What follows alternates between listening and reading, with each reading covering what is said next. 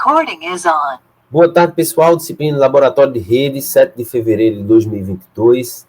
Na aula passada, nós aprendemos a avaliar uma rede de computadores, mais especificamente, os servidores web mais utilizados no mundo atual, que são a Apache 2 e o NGINX, através de uma ferramenta de benchmark denominada de Apache Bench. Outro sim, nós também introduzimos para vocês como podemos, por exemplo, alterar a prestação da qualidade de serviço para os nossos usuários, para os serviços que serão prestados a esses usuários, através da troca dos algoritmos de controle de congestionamento do TCP que estão disponíveis, por exemplo, nos sistemas operacionais Linux. Isso a gente não consegue, por exemplo, no mundo Windows, mas no mundo Linux nós conseguimos isso facilmente, visto que o kernel do sistema operacional Linux ele já vem preparado para que a gente possa prestar um serviço de forma diferenciada ao alterarmos essa estrutura ou essa forma de controle de congestionamento do TCP. Existem algoritmos de controle de congestionamento do TCP que se comportam melhor quando existem mais usuários requisitando os seus serviços. Já outros algoritmos de controle de congestionamento do TCP se comportam melhor à medida que tem poucos usuários que estão concorrendo por aqueles recursos do servidor que está prestando o serviço. Então, cabe ao tomador de decisão, cabe ao projetista de rede e ao projetista de sistema, principalmente hoje em dia, quando a gente tem essa metodologia de desenvolvimento de programas denominada de DevOps, onde existe, na verdade, uma comunicação maior entre as equipes de desenvolvimento, developers, e também os administradores de sistemas, os Ops, que vão fazer a sintonia fina desses serviços que serão prestados ao usuário final, consequentemente aumentando a qualidade de experiência para o usuário final, ou seja, melhorando a prestação da qualidade de serviço.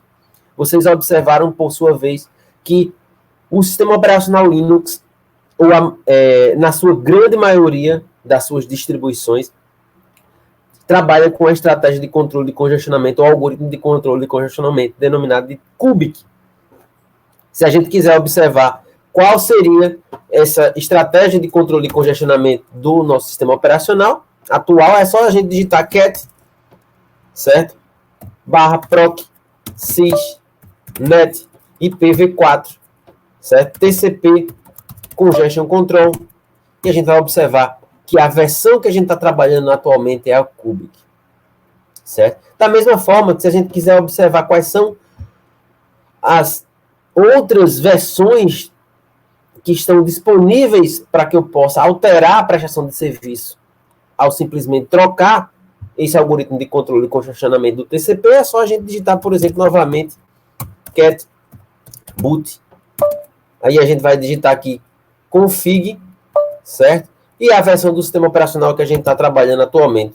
Como é que eu sei a versão do sistema operacional que estou utilizando atualmente? É só digitar o name-a, então a gente está trabalhando com 5.13.0/28, então eu digito aqui cat boot config 5.13.28 generic, e aí eu vou pesquisar dentro dessa configuração grep, certo? A palavra chamada TCP Cong, TCP Congestion Control.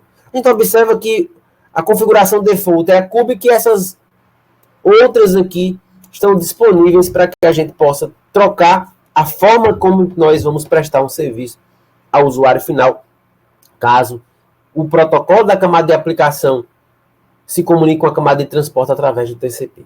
Ok? Então, nós vamos fazer exatamente essa sintonia fina na prestação de serviço, tanto que eu passei para vocês observar qual dessas estratégias, ao trocarmos, a gente pediu só que vocês trocassem por 4 estratégias diferentes e avaliassem quem era a pior e a melhor, onde a gente estaria trocando, por exemplo, o Apache 2 e o NGINX estão localizados em outra máquina virtual que tem um container de virtualização que já tem pré-configurado tanto o Apache 2 como o NGINX. Então, o objetivo da aula de hoje agora é falar sobre a autossimilaridade e os fractais. Essa autossimilaridade, ela foi descoberta nas telecomunicações lá em 1965, ou seja, no século passado. Então, a gente vai delinear o porquê é importante e interessante que a gente consiga observar como é que a gente consegue estudar a irregularidade dentro do tráfego das redes de computadores. Nós sabemos que a prestação de serviço para o usuário final, ela não é fixa, ela é irregular. Mesmo que a gente tenha uma altíssima velocidade, mesmo que eu tenha um link super alto de largura de banda, existem outros fatores que farão com que a prestação de serviço não seja estável. A prestação de serviço ela vai variando ao longo do tempo. Então, como essa prestação de serviço ela varia ao longo do tempo, ela é irregular, mas claro que nós poderíamos selecionar uma forma de prestar esse serviço de maneira mais regular. É por isso que nós estudamos a autossimilaridade e os fractais. A autossimilaridade ela está mais voltada para a memória relacionada à prestação de serviço. Será que aquele conjunto de ferramentas que nós selecionamos para prestar o serviço, ou seja, Ubuntu 20, com o TCP, Cubic, com o Apache 2, certo? A série temporal gerada pelo tráfego, ela vai ter uma maior memória ao longo do tempo ou ela vai ter uma menor memória ao longo do tempo? Quanto maior essa memória ao longo do tempo, isso vai preconizar, vai dizer para a gente, vai dizer ao tomador de decisão que nós deveríamos observar aquela série temporal, porque aqueles dados, praticamente, aquele padrão de tráfego, ele vai se repetir ao longo da prestação de serviço do tempo. Então, essa memória é relacionada à prestação de serviço. Será que aquela prestação de serviço vai demorar mais tempo trabalhando de forma irregular ou vai demorar mais tempo trabalhando de forma irregular? Então, nós vamos associar esses dois temas aqui, tanto a autossimilaridade como os fractais. A autossimilaridade é relacionada à memória, certo? De uma série temporal, e os fractais, elas vão medir a irregularidade dessas séries temporais, ok? Então, a gente vai mostrar para que serve isso ao longo a nossa apresentação. E tudo isso é baseado em processos estocásticos. Quando a disciplina de estatística, ela muito bem poderia ser chamada de processos estocásticos. Processo estocástico nada mais é do que trabalhar a estatística. Então, quando a gente está trabalhando com a previsão do tempo, quando a gente está dizendo previsão, a gente está tentando predizer, a gente está tentando inferir o que vai acontecer, ora num período próximo, em algumas horas ou em alguns dias, ou até inferir algo durante anos. Isso chama-se de previsão. Então, como é que a gente consegue fazer uma previsão? Essa previsão é relacionada às variáveis aleatórias. Variáveis aleatórias, elas podem ser de duas formas.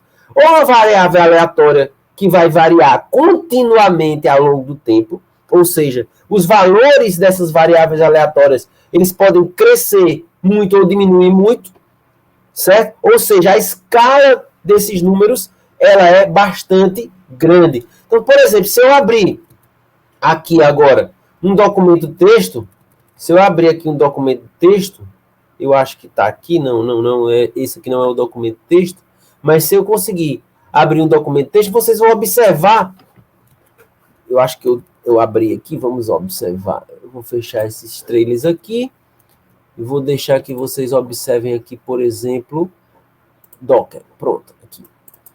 Isso aqui é uma série temporal. Então, a gente, por exemplo, começa com... Se eu voltar aqui no início, eu vou ter o número 174.415, eu vou ter 266.077, ou seja, a escala de variação dos números é contínua, ela não é num intervalo pequeno. O que é um intervalo discreto? Os números binários são intervalos discretos, eu só tenho 0 e tenho 1. Se eu tenho 10 números, também eu tenho intervalo discreto. Se eu tenho 100 números, eu também tenho intervalo discreto. À medida que a escala ela excede uma determinada quantidade de valores, ela deixa de ser discreta e passa a ser contínua.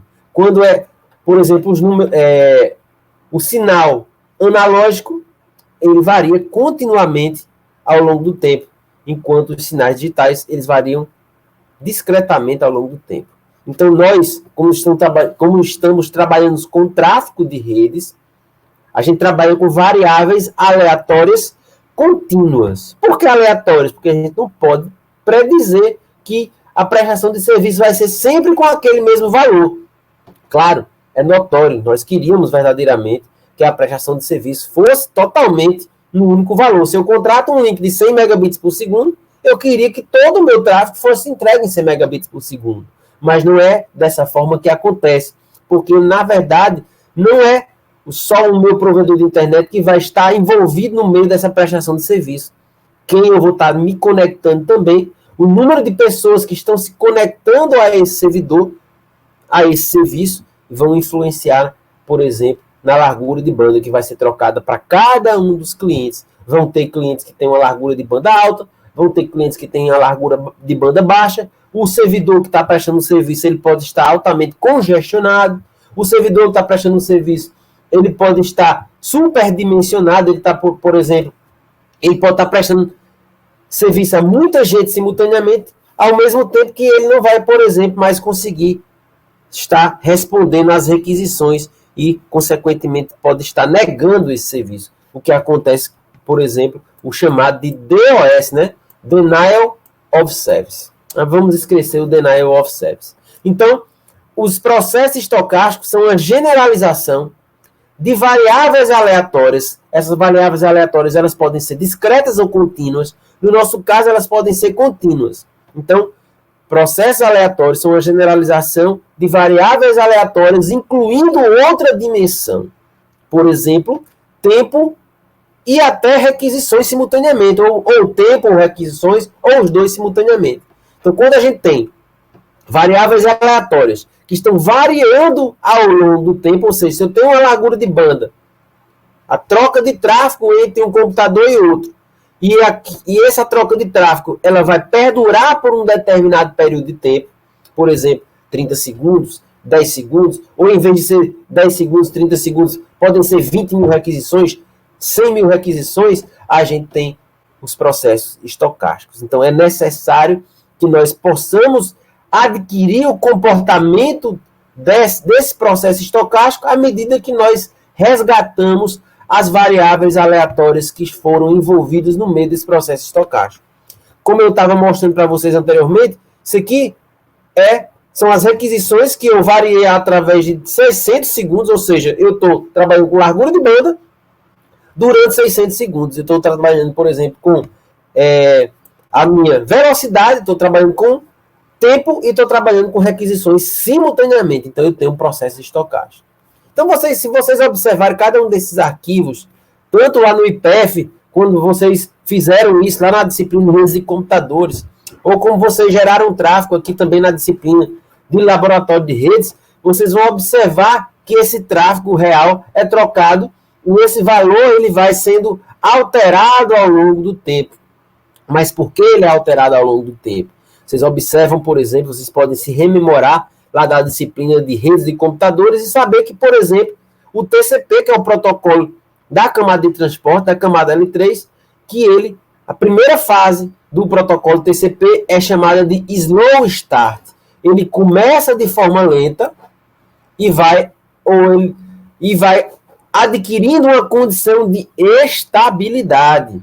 Até, por exemplo, é como se fosse um acordo entre cliente e servidor, como a gente falou semana passada, entre a aplicação A, que é o cliente, e a aplicação B, que é o servidor. Então, eles vão trocando tráfego e vão acordando uma janela chamada janela deslizante, e até chegar a uma condição de estabilidade dessa variável chamada de janela deslizante, vai sendo, por exemplo, trocado esse tráfego até atingir essa condição de estabilidade. É como se fosse um contrato entre cliente e servidor. Então, que são distribuições de probabilidade. Ao longo do tempo, foram sendo estudadas as variáveis aleatórias. tanto contínuas como discretas. E foram colocando essas variáveis aleatórias e categorizando essas variáveis aleatórias segundo o seu comportamento. Então, vocês estudaram a disciplina de estatística e observaram, por exemplo, que existe, por exemplo, uma função de distribuição de probabilidade denominada de binomial. Existe uma função de distribuição de probabilidade denominada de Poisson. Existe uma função de distribuição de probabilidade denominada de gaussiana, ou normal. Vocês observaram que, por exemplo, à medida que eu vou aumentando o tamanho da população, essa população vai se aproximando a uma função de distribuição de probabilidade denominada de gaussiana, ou normal. Certo? Então, cada função de distribuição de probabilidade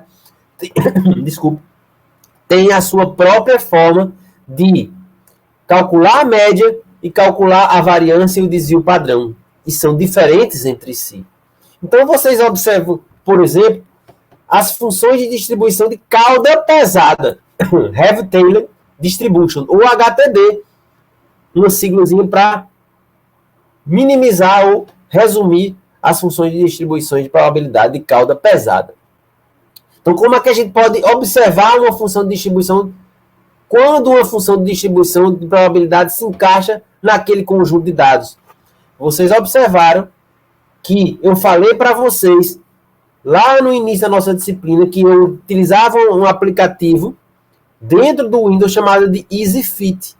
Eles pegavam uma série temporal, pegavam um arquivozinho, colocavam em cada uma daquelas colunas, clicavam lá no botãozinho do raio e ele, através de alguns algoritmos, né, de algumas, como a gente pode dizer assim, heurísticas, ou seja, algoritmos de aproximação, algoritmos de busca, ele simplesmente buscava em alguns desses algoritmos de classificação qual era a função de distribuição de probabilidade que melhor caracterizava aquele conjunto de dados, certo? Para exemplificar aqui para vocês, eu mostro aqui para vocês o meu trabalho de doutorado. Eu não coloquei muitas dessas figuras dentro do trabalho de doutorado, porque senão o meu trabalho iria ficar com 1000 páginas, 500 páginas, ia ficar enfadonho de ler. Então, o que é que acontece? Eu tenho aqui do lado esquerdo a geração do histograma dentro do aplicativo que nós vamos utilizar ao longo da nossa disciplina, que é esse RKUARD aqui, certo? O RKUARD nada mais é do que uma ferramenta gráfica de uma linguagem de programação estatística denominada de R. Então, do lado esquerdo, eu tenho um histograma gerado no R, e do lado direito eu tenho um histograma gerado no EasyFit, certo?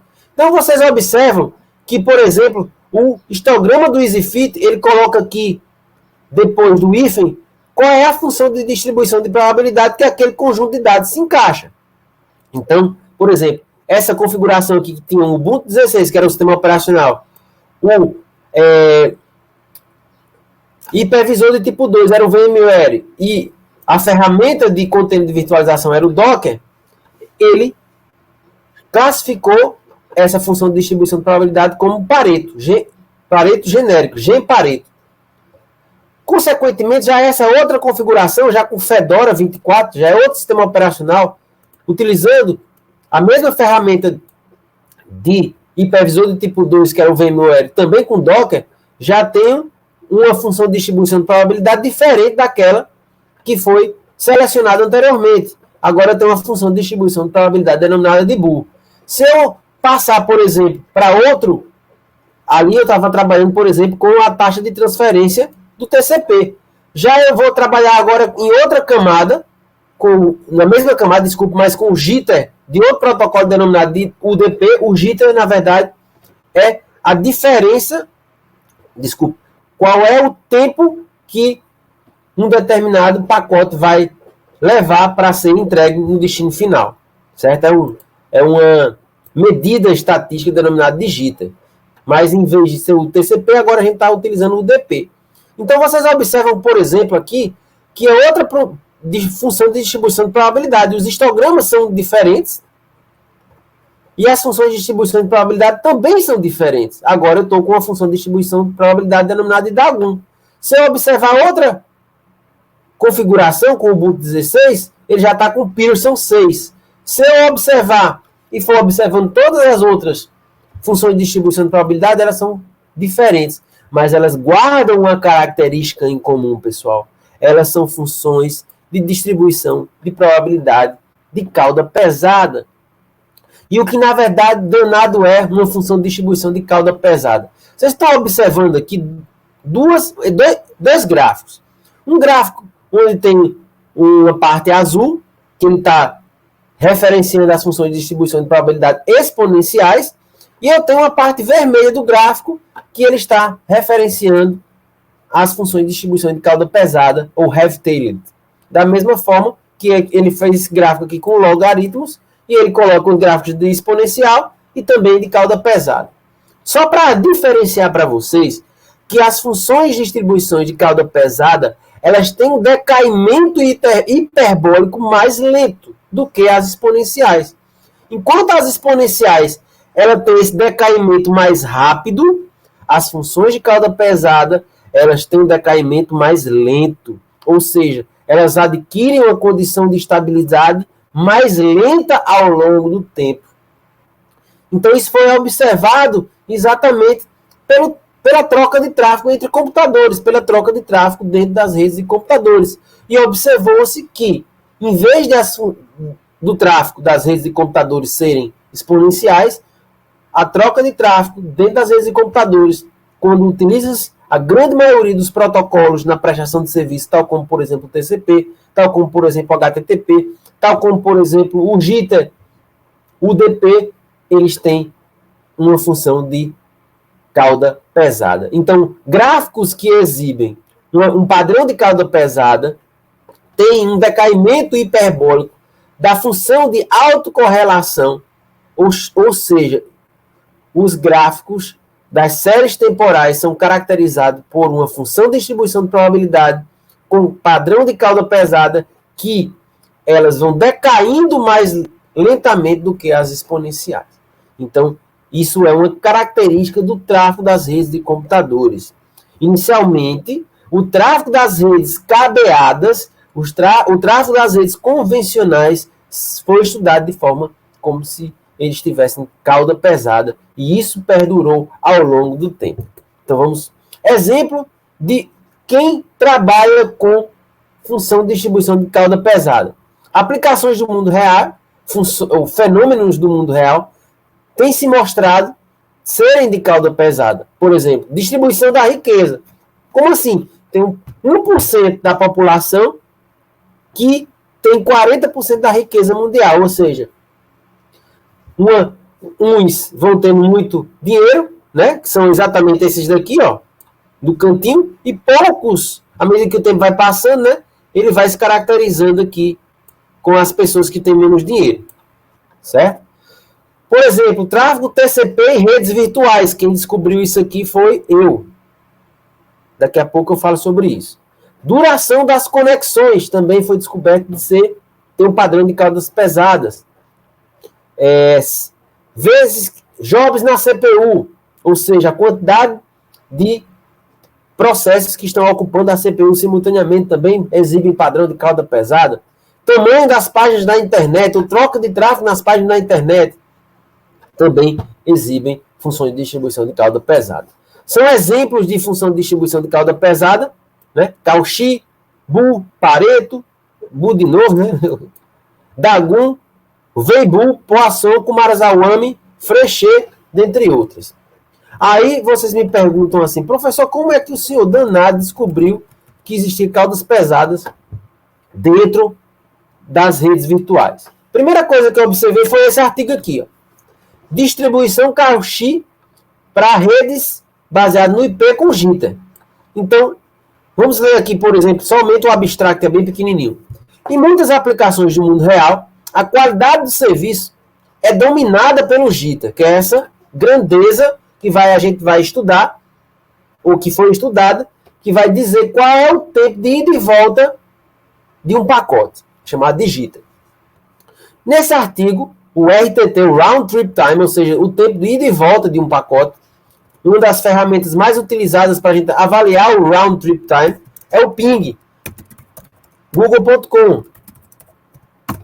Então, esse round trip time, ou seja, nessa primeira requisição, se durou 46,7 milissegundos para mim ir lá no Google e voltar para o meu computador. Na segunda requisição, 47,8 milissegundos para a informação ir lá e voltar. Isso é o JITTR. Isso é o RTT, Round Trip Time. Esse RTT aqui embaixo. Ó. É o tempo que a informação vai, chega lá no destino final e volta para a origem de quem originou aquele pacote ou aquela requisição. Certo? Então, vamos voltar lá para o artigo. Então, nesse artigo, as medições de RTT foram coletadas a fim de encontrar um modelo probabilístico de JITTR. Das medições coletadas, o índice da cauda era próximo à unidade. Isso é relacionado, isso nos relaciona, ou nos denota, ou temos como conclusão, que a distribuição que foi encontrada, a função de distribuição de probabilidade encontrada, foi a Cauchy. E essa função de distribuição de probabilidade denominada de Cauchy, ela é uma função de cauda pesada. Então, o propósito desse artigo é mostrar como a dispersão do JITTR afeta o QoS em algumas aplicações. Então, esse, na verdade, trabalho abriu os meus olhos para mostrar que as funções de distribuição de probabilidade de cauda pesada também estavam presentes. Aquele mesmo padrão estava presente nas redes virtuais, na troca de tráfego em redes virtuais. Quer seja no protocolo TCP, que seja utilizado qualquer um dos protocolos que estejam prestando serviço ao longo do tempo para vocês. Então, esse artigo me abriu os olhos e aí eu fiz meu doutorado baseado exatamente, inicialmente, nesse trabalho ali. Definição de autossimilaridade. Autossimilaridade descreve o fenômeno onde uma certa propriedade de um objeto é preservada a respeito de escalarmos as medições ou, por exemplo, os resultados que nós vamos obter no tempo e ou no espaço. Por que e ou no espaço? Vocês se lembram logo no início da aula, que quando a gente estava falando em variáveis aleatórias que variam em relação a pelo menos duas dimensões, ou requisição ou tempo, a gente está trabalhando com processos estocásticos. Então, a autossimilaridade, ele serve exatamente para a gente observar séries temporais em processos estocásticos. Eles servem exatamente para a gente observar se existe um padrão de memória na prestação de um determinado serviço ao longo do tempo. Então, para que a gente possa estudar matematicamente, estatisticamente, é necessário que a gente tenha dados, é necessário que a gente tenha uma série temporal. Essa série temporal, por sua vez, vai nos dar que informação? As variáveis aleatórias contínuas. E essas variáveis aleatórias contínuas, se eu pegar, por exemplo, esse arquivo aqui para vocês, que vai variar aleatoriamente, continuamente com o tempo, certo? Ele vai ter um padrão de memória. Se por acaso eu fiz, por exemplo, essas medições aqui com 600 segundos. Então, se eu pegar um recorte desses 600 segundos e trazer, por exemplo, só 6 segundos, depois aumentar para 60 segundos, depois aumentar para 120 segundos, depois aumentar para 180 segundos e até chegar em 600 segundos, se eu pegar cada um desses recortes aí, eles vão parecer, um recorte vai parecer um com o outro. Não necessariamente vão ser iguais, mas eles vão ser similares. Por isso que o nome é autossimilaridade. Então, inicialmente, pegaram uma rede de computadores, mediram durante 3 anos e geraram uma super série temporal de 3 anos. Dados de tráfego de redes de computadores durante 3 anos. E esses dados, se você, por exemplo, fizesse um recorte de milissegundos, de segundos, de minutos, de dias, de horas, de meses e de anos, os padrões, eles eram similares, ou seja, eles tinham memória ao longo do tempo. A prestação de serviço dentro daquela rede, dentro daqueles pequenos recortes, dentro daqueles pequenos períodos, eles tinham memória ao longo do tempo. Por isso que o nome é autossimilaridade. Essa autossimilaridade também é ligada à ciência dos fractais. Por quê? Porque nós estamos prestando serviços de maneira irregular. Nós estamos prestando serviço não com uma troca de tráfego estável entre a origem e destino. Essa troca de tráfego ela vai variar ao longo do tempo. Então, por que a gente trabalha com fractais? Os fractais estão intimamente ligados à autossimilaridade, porque a autossimilaridade trabalha com números aleatórios e a aleatoriedade trabalha com irregularidade. Trabalha também com a teoria do caos. Do caos, a gente vai tentar tirar alguma coisa que seja mais estável. Então, para que a gente possa tirar algo de estável no caos, na aleatoriedade, nós temos essas duas ramificações da física ou da matemática, denominada de autossimilaridade, que vai computar uma memória de uma série temporal ao longo do tempo, e os fractais vão exatamente medir o grau de irregularidade que existe dentro daquela série temporal. Ou seja, dentro do caos, dentro da aleatoriedade, nós vamos retirar índices relacionados à memória e índices relacionados à irregularidade. Então, fractais vieram do latim um adjetivo denominado de fractus, certo? E um verbo chamado de fungere, que significa quebrar ou criar fragmentos irregulares. Por que a gente vai trabalhar com a ciência fractal? Porque nós vamos trabalhar com a geometria fractal. Porque a geometria euclidiana, que é aquela que nós estávamos acostumados a estudar desde os primórdios quando fomos introduzidos à matemática lá na geometria, né? Nós analisávamos, né, figuras geométricas planas, né, como triângulos, como quadrados, retângulos, como cones. Então, essas figuras eram fáceis de a gente avaliar ou calcular o seu perímetro, porque eles têm um perímetro bem delineado. Mas quando a gente tem figuras com um perímetro que é infinito, por exemplo, quando a gente quer calcular, por exemplo, qual é a área de uma pedra bem irregular, qual é a área, por exemplo, de uma montanha, qual é a área, por exemplo, do litoral brasileiro. Então, o litoral brasileiro não é reto, ele é cheio de irregularidades. O litoral de qualquer país também é cheio de irregularidades. Então, para calcular a área desses perímetros que são irregulares, foi criada a geometria fractal. Então, em 1983, um matemático denominado de Benoit Mandelbrot, ele criou um termo geometria fractal exatamente para avaliar ou calcular os perímetros de superfícies de objetos irregulares. Então, existem dois tipos de autossimilaridade.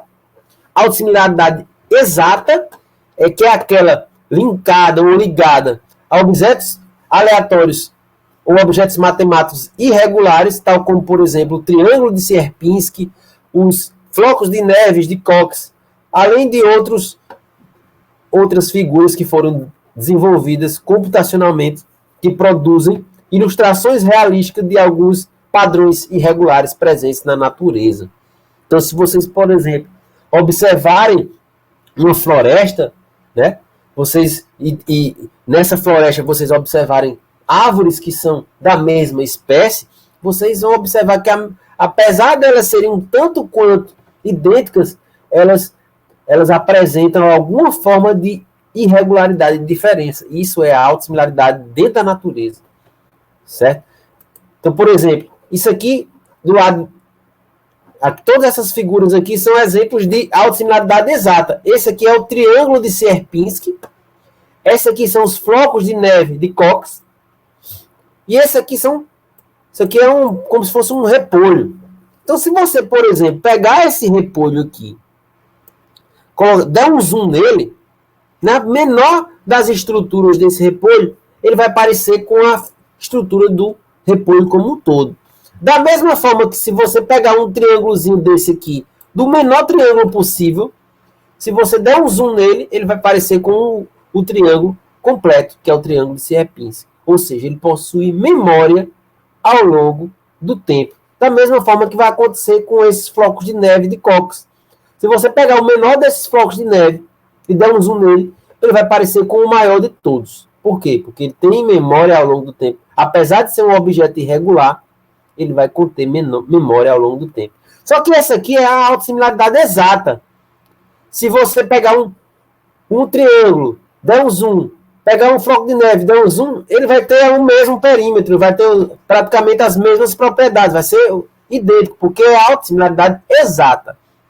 Mas, quando nós estamos trabalhando com tráfego de redes, quando nós estamos trabalhando com prestação de serviço web, quando nós estamos trabalhando, por exemplo, com um stream de vídeo, nós não vamos ter a autossimilaridade exata. Nós vamos ter a autossimilaridade estocástica.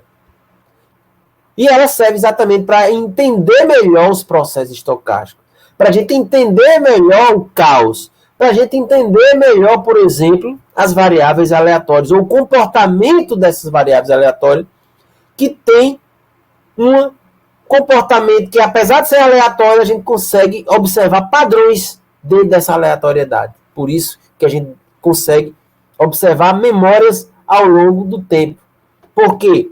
Porque, segundo Mandelbrot, o cara que desenvolveu tanto a autossimilaridade como os fractais, ele diz que grandes números acompanham grandes números e pequenos números acompanham pequenos números. Ou seja, que existe memória dentro da aleatoriedade, que existe memória dentro dos processos estocásticos, que existe memória dentro do caos, certo? Onde é que a gente consegue achar a autossimilaridade estocástica? No caos, como eu falei, em redes virtuais, como eu provei no meu doutorado, em sequência de DNA, na meteorologia, etologia, ações na bolsa de valores, padrões de câncer de pele, sismologia, ou seja, aquela parte de terremotos, dentre outras coisas. Ou seja, dentro do caos, qualquer coisa praticamente a gente consegue observar padrões de memória ao longo do tempo através da matemática. Por isso que, por exemplo, se consegue fazer previsão de tempo, por isso que se consegue fazer previsão de bolsas de valores. Inclusive, uma das palestras que eu observei do Mandelbrot, que ele diz que o segredo da ciência fractal é a aplicação em bolsa de valores.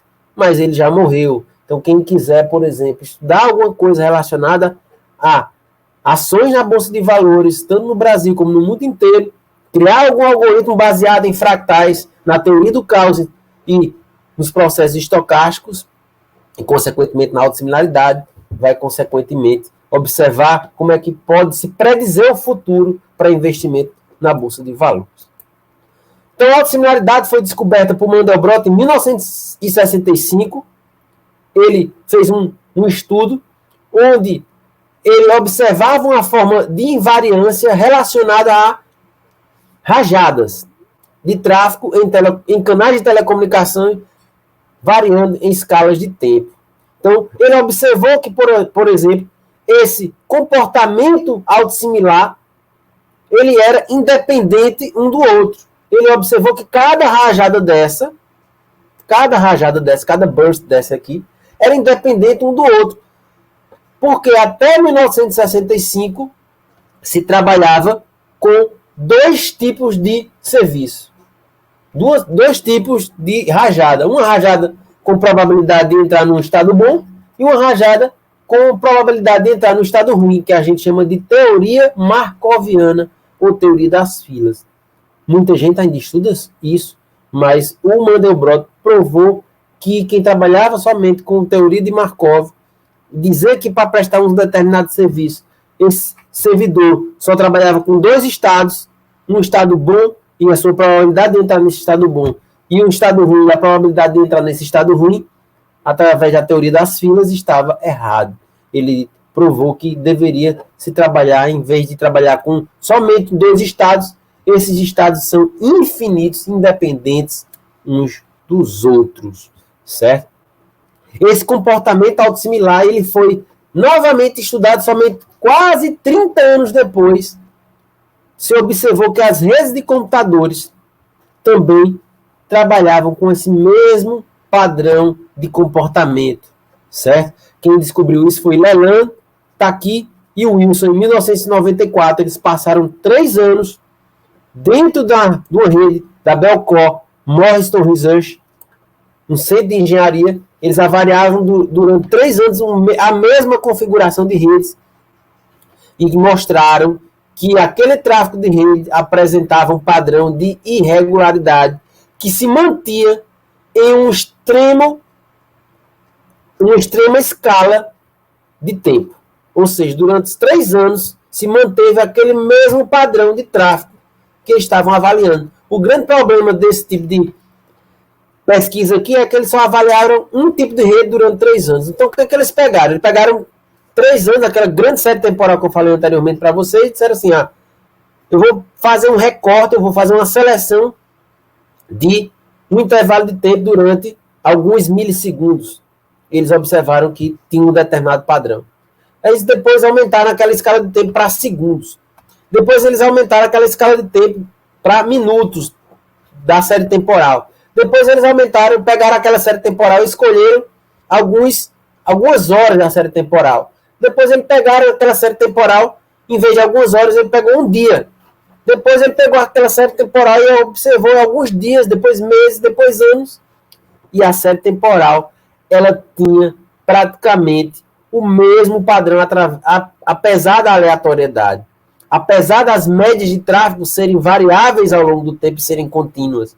Mas à medida que eles iam pegando aqueles recortes de escalas de tempo daquela série temporal, aqueles padrões de regularidades, eles eram bastante parecidos. Ou seja, dentro do caos, eles conseguiram observar que existia um padrão, e esse padrão era de alta similaridade. E essa alta similaridade nos remete exatamente à ideia de termos memória ao longo do tempo.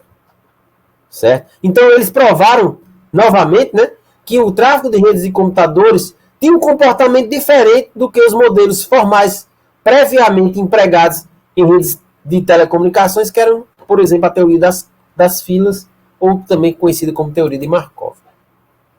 Na teoria markoviana, na teoria das filas, só é sugerido que as comunicações possuem somente 2 estados. Um estado bom, com probabilidade baixa de erros, e um estado ruim, com alta probabilidade de erros. Então, e aí eles calculavam as probabilidades de sair de um estado para outro, de sair de um estado bom para um ruim e vice-versa. Isso foi descoberta em 1960. Só que em canais de comunicação, em vez de a gente só ter esses 2 tipos de estados, certo? Cada rajada existe um agrupamento independente estatisticamente entre eles. Então, um modelo não só de 2 estados, mas uma hierarquia de vários estados estocásticos deveria ser necessária. Logo, a autossimilaridade causa um impacto significante no tamanho do buffer, ou seja, na área de memória, em switches e roteadores em rede de computadores. Então, para que um fabricante de dispositivo de rede possa saber qual é o tamanho correto para colocar uma área de memória, ele tem que estudar tanto a parte de tráfego de rede, depois de estudar essa parte de tráfego de rede, através da teoria da autossimilaridade, ele vai calcular qual é o tamanho do buffer ideal para a prestação de serviço melhor para o seu cliente. Onde é que a autossimilaridade está presente nas redes de computadores? O primeiro trabalho foi em 94, Leland. O método de prova que ele utilizou para mostrar que existia memória ao longo do tempo nas redes de computadores nessa época foi calculando o parâmetro de Rust e realizando gráficos de periodogramas. Depois, o cara chamado Crovella, ele observou que a autossimilaridade estava presente no tamanho dos arquivos web, na troca de tráfego, né? Então, quando você vai acessar uma página na internet, se você, por exemplo, digitar aqui g1.globo.com, a troca de tráfego, o tamanho dos arquivos que você baixa na internet, em qualquer uma das páginas que você acessar, também tem um padrão autossimilar. Paxson e Lloyd observaram que o tráfego na internet em si, na WAN, também trabalhava de forma autossimilar e utilizou o procedimento de Whittle para observar qual era a prova de autossimilaridade. Liu observou a autossimilaridade no tráfego ICMP, que é exatamente o ping, né? Ele calculou o parâmetro de Hurst. Rizzo fez isso no GTUDP, como eu mostrei para vocês, que foi o artigo que me abre os olhos. Ele utilizou como método de prova da autossimilaridade o estimador de Hill e também trabalhou com gráficos PP. Oliveira observou esse padrão de autossimilaridade em redes Wi-Fi e calculou o parâmetro de Hurst. E o meu trabalho, no doutorado, observou que a autossimilaridade estava presente no TCP em redes virtuais e a gente calculou não só o parâmetro de Hurst, mas gráficos SCDF, em PDF e peridogramas, e eu fui o primeiro trabalho que introduziu também a dimensão fractal dentro das redes de computadores. Vocês observam que os outros trabalhos, nenhum trabalhou com parâmetro, a dimensão fractal, só trabalhava com parâmetro de Hurst. Eu também trabalhei com parâmetro de Hurst aqui, vocês também vão calcular o parâmetro de Hurst. Periodograma, eu também calculei periodograma. Introduzi os gráficos de função de distribuição de probabilidade empírica, esse SDF, e gráficos de função de distribuição de probabilidade, que são esses aqui que eu mostrei para vocês anteriormente, né? Isso aqui é um gráfico de PDF, né? De Probability Density Function, que é o PDF, né? Que significa função de distribuição de probabilidade.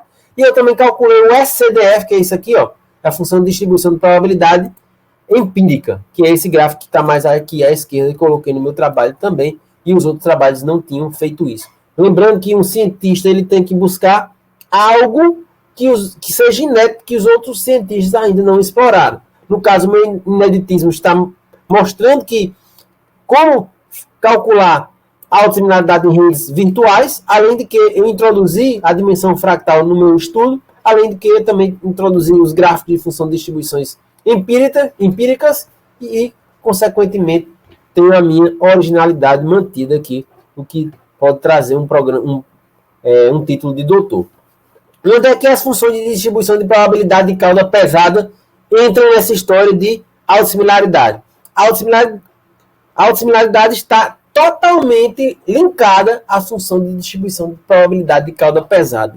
Se eu tenho uma função de distribuição de cauda pesada, como eu observei naquele artigo que eu mostrei para vocês, que me abriu os olhos, eu também tenho a autossimilaridade presente. Então, em um desses artigos que eu li ao longo da trajetória do doutorado, eu observei que a autossimilaridade tinha sido mostrada também em transferências FTP, no tráfego www, no tráfego wireless, dentre outros. É só vocês observarem aqui. E à medida que vocês forem observando todo o tráfego das redes de computadores, ele também vai ser autossimilar. Métodos para encontrar o grau de autossimilaridade. De acordo com o Heron, existem várias formas de se obter o grau de autossimilaridade, tal como o estimador de máximo verossimilhança, que é esse MLE, análise de flutuação, chamado DFA, regressão de periodograma, estimador de Hill, índice da cauda, procedimento de Wheaton e muito mais. Só que a gente escolheu, por exemplo, calcular o parâmetro de Hurst. Esse parâmetro de Hurst ele serviu exatamente para calcular a memória de um açude que distribui a água lá no Egito por muitos anos.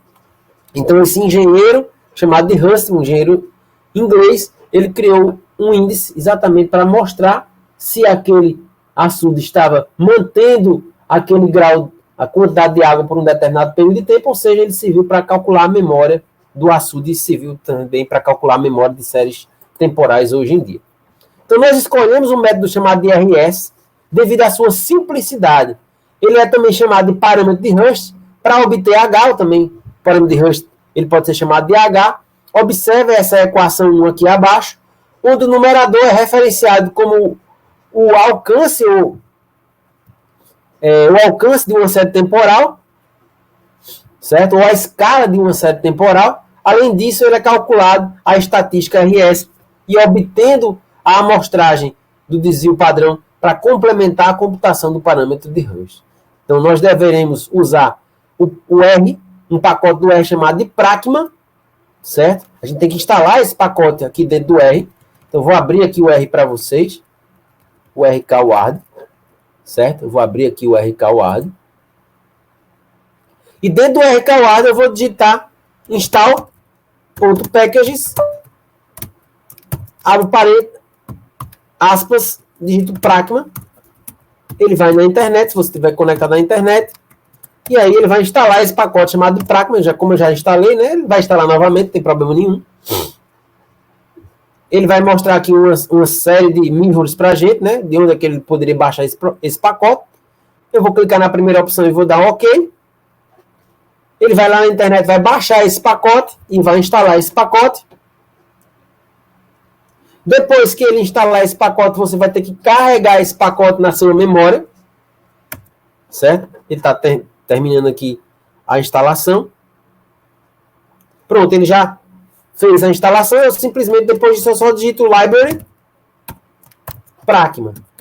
E assim eu já habilito todas as funções que vêm dentro dessa biblioteca denominada de Pragma. Certo? Então vamos continuar aqui. Em seguida, a gente tem... Sim, outra coisa interessante que eu esqueci de falar, eu vou falar ainda. Eu acho que faltou. Tem que acrescentar nessa definição aqui. Não, está aqui. Tipos de processos estocásticos relacionados à autossimilaridade. Por que eu coloquei aqui em vermelho e azul? Eu falei para vocês que a autossimilaridade é relacionada à memória de uma série temporal. Então, se eu tenho memória em uma série temporal, o meu parâmetro de H, o meu parâmetro de Hurst, tem que ser obrigatoriamente maior do que 0,5 e obrigatoriamente menor do que 1. Então, o parâmetro de Hurst vai estar entre 0,5 e 1. Então, quanto maior for o parâmetro de Hurst, maior será a memória fractal. Se esse parâmetro de Hurst, por sua vez, for menor do que 0,5, aquela série temporal ela não serve para fins de predição. Por isso que eu coloquei aqui em vermelho. Ela exibe curta dependência de escala. Então, curta dependência de escala é porque ele não exibe memória ao longo do tempo. Por isso que esse tipo de processo estocástico, por isso que esse tipo de série temporal, ele tem um padrão chamado de processo antipersistente ou sem memória, memoryless. Ou seja, ele não serve para fins de predição. Se uma série temporal que você calculou for menor, o parâmetro de Hurst for menor do que 0,5, pode esquecer aquela série temporal que ela não serve de nada. Então, o Benoit Mandelbrot diz que quando a série temporal tiver H acima de 0,5, ele tem um efeito chamado, exibe o efeito José. Que é efeito José e efeito Noé. O efeito Noé é aquela chuva lá do dilúvio da Bíblia. Quantas vezes ele ocorreu na Terra? Só uma vez, não foi? Então, ele nunca vai ocorrer novamente. Ou dificilmente, ou muito raramente, ou quase nunca vai acontecer novamente o efeito Noé. Por isso que ele chama de efeito Noé, porque é um evento que é improvável de acontecer. Já o efeito José, porque já é um personagem bíblico, José, que o efeito é José porque esses eventos são reverberados ou têm memória ao longo do tempo, onde geralmente pequenos números acompanham pequenos números e grandes números acompanham grandes números. José diz que, na Bíblia, diz que ia haver, depois de 7 anos, um grande dilúvio, depois de 7 anos de seca, ia exibir uma grande chuva. E aí é por isso que ele chama de efeito José. Já Noé só aconteceu uma vez. Já o efeito José aconteceu depois de 7 anos. Por isso que tinha memória ao longo do tempo. Então, segundo Benoit Mandelbrot, grandes números acompanham grandes números e pequenos números acompanham pequenos números. Então, quando a gente for selecionar para a gente prestar um serviço, aí eu quero prestar meu serviço da forma mais rápida possível, eu vou selecionar a série temporal que exibe aquele acompanhamento de memória de pequenos números acompanhando pequenos números ou grandes números acompanhando grandes números. Claro que a gente está querendo prestar um serviço de maior velocidade, a gente está querendo que grandes números acompanhem grandes números. Então, por isso que ele chama de LRD, ou Long Range Dependência, ou dependência longa de escala, que significa dizer que ele tem memória ao longo do tempo. Então, quando é acima de 0,5, é exatamente a série temporal que a gente necessita para a prestação de dados. Oi? Foi Fala sem aí. Querer, professor. Ah, tá. Então é o seguinte, existe também outro tipo de processo estocástico relacionado ao parâmetro de Rush, que é o movimento fractal browniano, que é quando, ou também chamado de random walk, ou seja, caminhar aleatoriamente, quando o valor do parâmetro de Rush é exatamente igual a 0,5. Então, a gente tem digamos assim, um comportamento altamente caótico de uma série temporal. Então, geralmente, a gente nunca vai encontrar que o parâmetro de Rush seja verdadeiramente igual a 0,5. Mas, quando encontrar, a gente já sabe que aquela série temporal nem serve para questões de predição, porque ela é altamente aleatória, ou seja, a gente não sabe como é que esse serviço vai ser prestado, se ele vai ter memória, se ele não vai ter memória, enfim, que a gente descarta esse tipo de série temporal. Então, a gente descarta a série temporal com curta dependência de escala, porque não tem memória, e também descarta as séries temporais que tem movimento browniano, fractal browniano, que é exatamente igual a 0,5. A dimensão fractal, que foi exatamente introduzida no meu trabalho doutoral, é um outro conceito importantíssimo relacionado às séries temporais com alta similaridade. A dimensão fractal, ou valor chamado de dimensão D, ela serve como medida de irregularidade de uma série temporal, contendo valores no intervalo entre 1 e 2.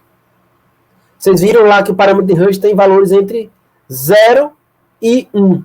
Sendo que o que nos interessa somente é acima de 0,5 até 1. Ou seja, é LRD, ou seja, longa dependência de escala, quer dizer que aquela série temporal tem memória ao longo do tempo. Então, a dimensão fractal ela é um grau de irregularidade de uma série temporal. Ou irregularidade, esse parâmetro chamado de roughness, significa irregularidade. Ou de suavidade, esse smoothness. Então, se eu estou querendo prestar um serviço, eu vou querer prestar o meu serviço de forma irregular, ou eu vou querer prestar meu serviço de forma estável? Eu vou querer prestar meu serviço de forma estável. Então, quanto mais próximo do 1, eu tenho uma série temporal que exibe um padrão de estabilidade. E quanto mais próximo de 2, eu tenho uma série temporal que vai exibir um padrão de irregularidade. E quando essa série temporal for igual a 1,5, eu vou ter uma série totalmente aleatória. Então, a dimensão fractal ela já vem sendo empregada nos mercados financeiros como uma medida de volatilidade do mercado financeiro para predizer tendências nesse mercado de bolsa. De acordo com Mandelbrot Taleb, em 2012, o parâmetro de Rush é diretamente relacionado à dimensão fractal e que serve para mostrar se uma série temporal exibe uma alta aleatoriedade ou uma aleatoriedade mais, digamos assim, mais calma, né? Esse mild, o mild ou wide. O mild significa mais calma e o wide significa mais selvagem. A série temporal usada neste trabalho, no nosso trabalho no caso, né, são consideradas como sendo unidimensional devido que as variáveis aleatórias contínuas obtidas através das medições foram adquiridas através de um intervalo de tempo homogêneo. Vocês, quando estavam trabalhando lá, por exemplo, com o IPEF, a gente setava aquela resolução para 0,5. A cada 0,5 segundos ele gerava tráfego. Ou a cada 1 segundo ele gerava tráfego. Ou a cada 0,3 segundos ele gerava tráfego. Então, é um intervalo homogêneo. E por essa razão, existe um padrão monofractal de nossos dados. Então, a gente calculou a dimensão fractal em cada uma das nossas séries temporal. Já que H é um valor que é diretamente relacionado à dimensão fractal, então a gente, nossa série temporal exibia memória ao longo do tempo. Ou seja, exibe autocorrelação positiva. Então, quando eu tenho uma série temporal que tem uma longa dependência de escala, ela tem autocorrelação positiva. Quando eu tenho autocorrelação positiva, quer dizer que aquela série temporal ela serve para fins de predição. Quando eu tenho autocorrelação negativa, a gente não utiliza aquela série temporal para predição. A série temporal que tem curta dependência de escala e tem A autocorrelação negativa ela não serve para fins de predição. Então, só serve para fins de predição quando a gente tem uma série temporal com um parâmetro de Rush acima de 0,5 e, consequentemente, quando ela tem um parâmetro de Rush acima de 0,5, eu tenho uma função de autocorrelação positiva, isto é, ela serve para predição. Então, como indicado por Mandelbrot, uma definição formal de fractal relacionada a um objeto onde sua dimensão é mais alta do que a sua dimensão topológica. Essa dimensão topológica é associada com a dimensão de uma figura ou de um gráfico, de uma função aleatória. Essa dimensão topológica tem um valor igual a 1 para uma série temporal, que é o nosso caso, e 2 para um mapa ou um gráfico, e 3 para um volume. Então, como nós estamos trabalhando com uma série temporal, nós estamos trabalhando com a dimensão topológica com o valor 1. Como a gente está trabalhando com esse valor 1, a gente só vai poder variar de 1 até 2, que é um valor máximo. Então, quanto mais próximo de 1, melhor para a gente prestar o nosso serviço ao longo do tempo para o nosso cliente. Quanto mais próximo de 2, pior para a prestação de serviço ao longo do tempo para o nosso cliente, porque aquela série temporal vai exibir um padrão de irregularidade, ou chamado também de burstness, ou também chamado de roughness em inglês. Então, pessoal, existem vários métodos para a gente obter ou calcular a dimensão fractal, dentre eles o rodograma e o madrograma, por isso que eu coloquei em negrito, porque foram os dois métodos que eu utilizei para calcular a dimensão fractal no meu trabalho doutoral. Dentre outros, a gente tem o Genton, Harwood, box count, variograma, densidade espectral, estimadores baseados em wavelet, dentre outros, segundo o trabalho de Gnighton.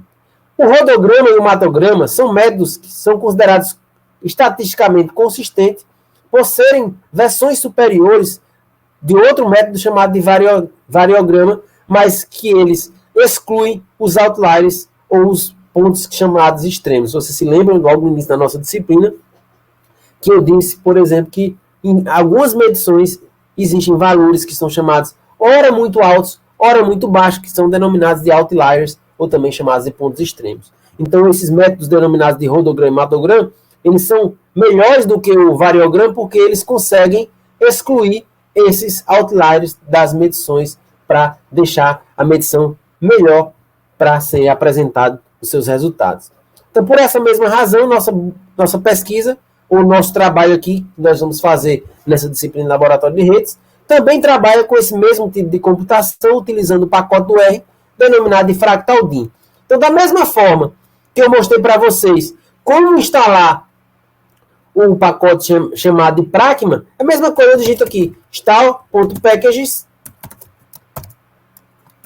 abro parênteses, abro aspas, digito fractal DIN, ele vai instalar todas as funções relacionadas à dimensão fractal. Depois, ele já instalou bem rapidinho, eu vou digitar library. Toda vez, se eu já instalei uma vez, eu não vou precisar instalar todas as vezes que eu abrir o R. Então, para que eu possa reutilizar todas as funções desses pacotes que eu já havia baixado previamente, eu digito só, por exemplo, library. Vou fazer os dois ao mesmo tempo, né? Pragma, como se eu tivesse aberto agora o RKO, ponto e vírgula, library, fractal DIN. Então, ele vai carregar todas as funções relacionadas a esses dois pacotes. Então, eu vou simplesmente aqui limpar a tela, certo? Vou tentar aumentar aqui. Deixa eu ver aqui como é que eu aumento a fonte. É aqui, exibir, aumentar a fonte. Exibir, aumentar a fonte, exibir, aumentar a fonte, exibir, aumentar a fonte, e assim ele vai aumentando a fonte. Ok, eu vou criar uma variável chamada A, certo? Vou criar uma variável chamada A. Vou entrar dentro desse diretório aqui que eu abri aquele arquivo, que é esse aqui. Opa, Ctrl L. Vou voltar lá para o RKWAD. Vou digitar uma função chamada scan. Abro parênteses, abro aspas. Vou dar um shift insert para ele colar. E vou digitar aqui TCP. Acho que é BW, né? Ou transfer. Transfer mesmo. Fecho aspa. Fecho parênteses. E dou enter. Pronto. Ele leu 603 variáveis aleatórias contínuas que estavam dentro desse arquivo aqui, chamado TCP Transfer Ubuntu 12 VMware Docker GGC 600. O Ubuntu é 16, né? 12 não. Se eu digitar A aqui agora, ele vai mostrar o conteúdo de toda essa variável que ele pegou lá dentro daquele arquivo. Todos a troca de tráfego que ele fez durante os 10 minutos, ou seja, 600 segundos. Então, se eu quiser calcular, por exemplo, a média dessa série temporal aqui, eu digito aqui. Vou até limpar novamente a tela aqui. Vou digitar aqui. Min, de média. Abre parênteses A. Então, a média foi de 183.325.3 kilobits por segundo. Essa foi a média de tempo. Se eu quiser calcular a variância, eu digito var de A. Essa é a variância. Se eu quiser calcular o desvio padrão, STD de A, ele vai mostrar aqui esse valor, 45.056.93, porque o desvio padrão é a raiz quadrada da variância.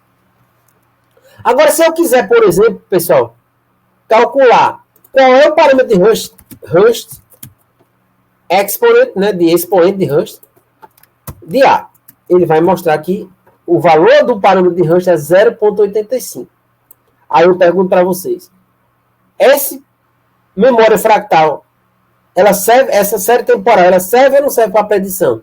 Serve sim. Por quê? Porque ela exibe longa dependência de escala, porque o parâmetro de Hurst é acima de 0,5. Então, quanto mais próximo de 1, maior será a minha memória fractal. Certo? Se for 0,5, se eu pegar, por exemplo, outra série temporal aqui, em vez de ser Docker, eu colocar o LXC, vou colocar aqui B é igual. Opa, faltou o scan, né? Scan. Shift insert para ele colar.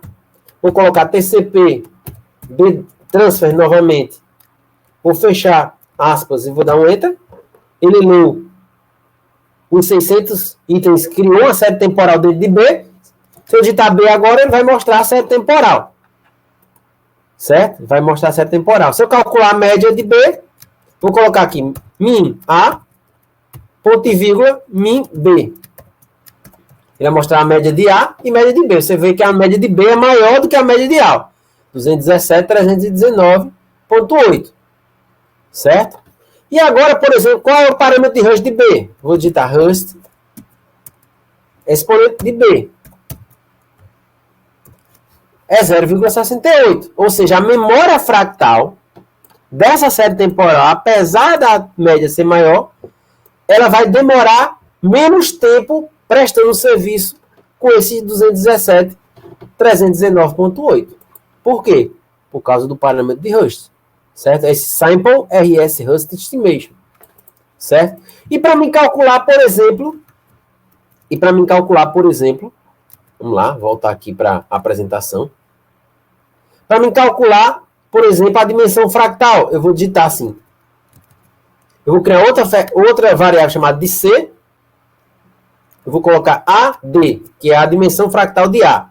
Vou digitar aqui fd.estimate. Certo? Aí eu vou dizer qual é onde é a série temporal, onde é que ele vai calcular essa dimensão fractal. Eu vou dizer de A. E qual é o método que eu vou utilizar? Método igual a Madogram. Acho que está faltando alguma coisa aqui. Methods. Faltou o S. Então vamos lá de novo. Methods igual Madogram. Fecho. Tem que colocar entre aspas também.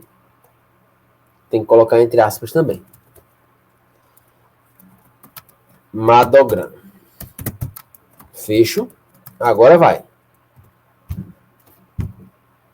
É ponto, é vírgula, não é ponto, né? É por isso.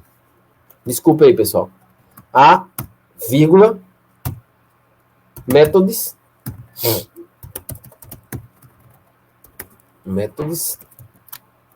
igual a Madogram. Agora sim. Aí, cadê, professor? Aí eu digito aqui AD. Vocês vão observar aqui. A dimensão fractal foi 1.52. 1.52. Da série temporal A. E da série temporal B? Aí eu vou limpar a tela novamente aqui. Vou digitar BD, né, dimensão fractal de B. Vou digitar aqui fd.estimate B, vírgula, métodos igual a madograma. O mesmo método, né? A gente está comparando a mesma coisa, então vai ter que utilizar o mesmo método. Vou utilizar BD agora e vou observar que a dimensão fractal dele é 1,39. Poxa, professor, a dimensão fractal dele é mais próxima de 1 do que a outra, que é mais próxima de 1,50, que é aquele que o senhor disse que quando é mais próximo de 1, a série temporal apresenta um padrão mais suave, mais estável. Quando é mais próximo de 1,5, ele apresenta um padrão mais aleatório. Quando ele está mais próximo de 2, ele apresenta um padrão mais irregular. E aí, o senhor disse também que a série temporal A tem uma memória maior do que a série temporal B. Como é que eu vou fazer a escolha dessas duas séries temporais? Aí é o objetivo dessa disciplina. Em vez de a gente ter somente duas formas de avaliar essa rede virtual, só duas variáveis para a gente avaliar essas redes virtuais, a gente vai ter múltiplas variáveis para avaliar essa rede virtual. Nós vamos ter que selecionar um método que consiga fazer um contrapeso, e aí, entre A e B, eu escolher qual dessas duas prestaria um serviço melhor. Para mim, só como eu só tenho duas séries temporais, A e B, eu escolheria a B. Por quê? Primeiro, tem a maior média e tem a menor dimensão fractal, ou seja, ele perdura menos tempo servindo aquele padrão de uma alta média, mas em compensação o tráfego que ele troca é mais regular, é mais suave, mais estável. Ok? Então, outras formas de se ajudar no cálculo de algumas estatísticas relacionadas aos dados que nós vamos trabalhar na nossa disciplina, a média, né, que é a min de A moda, que é a moda de A, ou seja, quanto desses valores aqui em A, vou apagar aqui, qual que se repetiu mais? Ou se tem alguma repetição? Qual é a moda de A?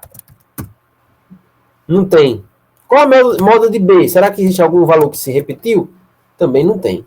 Nenhum valor se repetiu. Será que a gente trabalha com aleatoriedade? Por isso que eu digo, do caos, a gente consegue tirar algum padrão dentro do caos. É aí que reside a autossimilaridade, onde pequenos números conseguem acompanhar pequenos números e grandes números acompanham grandes números.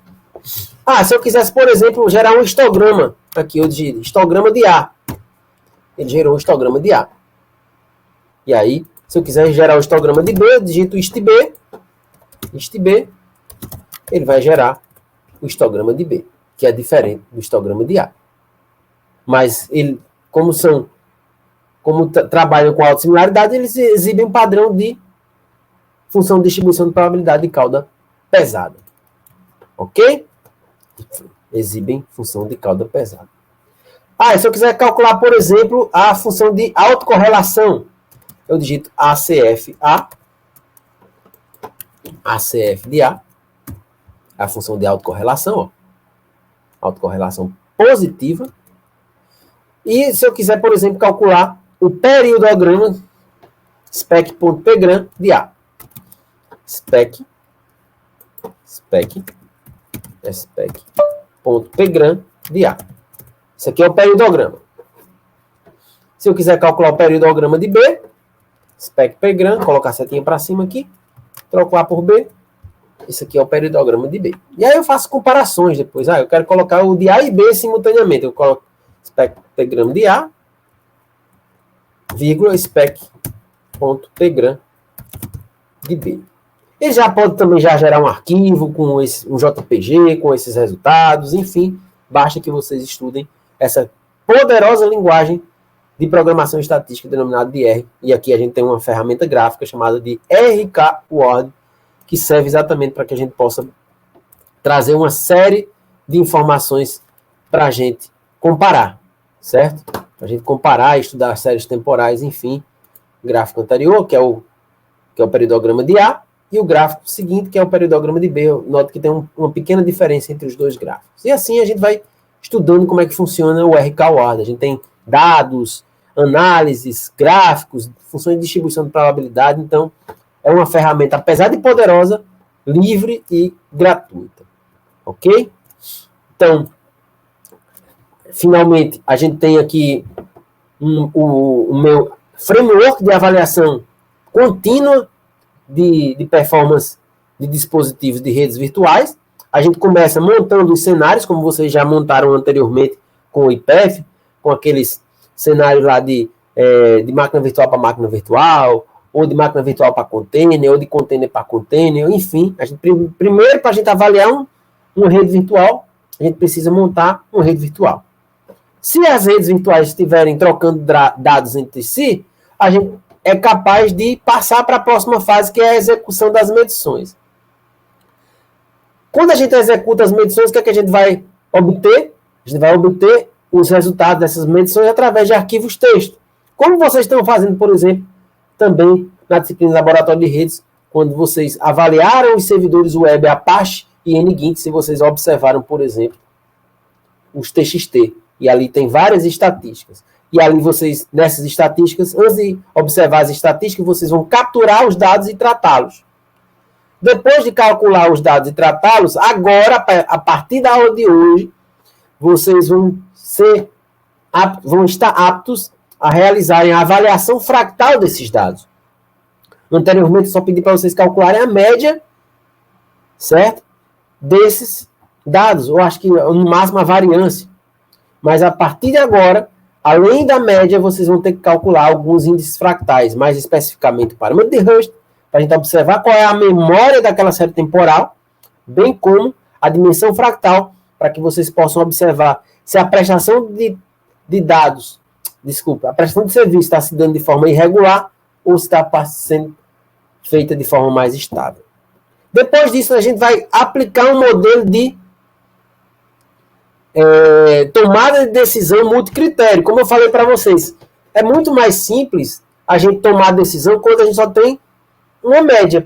Eu vou calcular, eu vou ter 3 redes virtuais, A, B e C, calculei a média de A, a média de B e a média de C, e vou saber quem é a pior média e a melhor média. É simples. Mas à medida que eu não tenho mais só uma variável de decisão, que é a média, mas tenho também o parâmetro de Hurst, e tenho também, por exemplo, a dimensão fractal dessa troca de tráfego, né?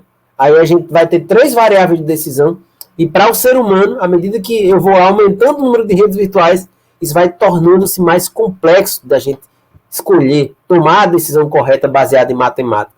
Então, por isso, futuramente, nós vamos utilizar métodos de tomada de decisão matemática para esse método de tomada de decisão matemática escolher qual daquelas redes virtuais é a que melhor se adequa para prestarmos o serviço ao nosso cliente ao longo do tempo. Depois que esse método matemático escolher qual é a mais adequada dessas configurações, a gente vai realizar um processo de otimização de rede ao prestar o serviço com a configuração melhor para a prestação desse serviço. E a gente finaliza a prestação de serviço e finaliza também a nossa aula aqui. Eu vou deixar como exercício para casa para vocês, para que vocês, naquele mesmo trabalho que a gente passou semana passada, para que vocês realizem a troca das estratégias de controle de congestionamento do TCP, vocês também possam não só mais calcular só a média, mas também possam computar o parâmetro de Hurst também e a dimensão fractal baseada no método, em vez de ser um madograma, trabalhar com rodograma, é só trocar aquele madograma por rodograma, e também automaticamente vocês possam gerar e salvar histogramas, gráficos de função de autocorrelação e também o periodograma de todas as séries temporais que vocês conseguiram. Criar uma tabela com os resultados e avaliar qual desses vocês escolheriam para prestação de serviço ao longo do tempo aos clientes. Muito obrigado pela atenção de todos. Espero que vocês tenham gostado e até semana que vem, onde a gente vai mostrar para vocês como é que vocês poderiam, por exemplo, realizar a comparação de redes virtuais, na verdade, na prestação de serviço em vídeos de streaming. Então, até lá, semana que vem. Uma boa semana a todos, para vocês e família. E tchau, tchau.